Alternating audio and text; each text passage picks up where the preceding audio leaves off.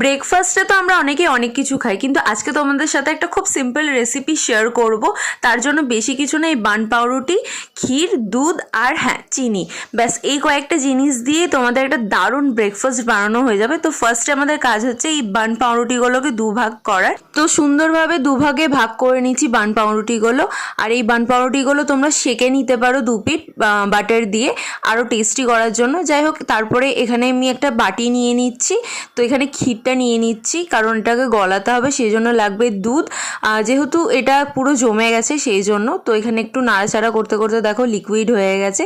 তো ব্যাস হয়ে গেছে। এরপরে আমি বান পাউরুটির ওপরে এই ক্ষীরটাকে দিয়ে দিচ্ছি, অল্প চিনি দিয়ে দিলাম। ব্যাস রেডি হয়ে গেছে আমাদের সুন্দর ব্রেকফাস্ট। এবার কি খেয়ে ফেলো জলদি জলদি। যাই হোক, ভিডিওটা একটা লাইক, কমেন্ট, শেয়ার, সাবস্ক্রাইব করতে একদম ভুলো না। আর অবশ্যই কিন্তু বেল আইকনটা অন করে অল করে রেখো। দেখা হবে নেক্সট ভিডিওতে। ভালো থেকো, বাই বাই।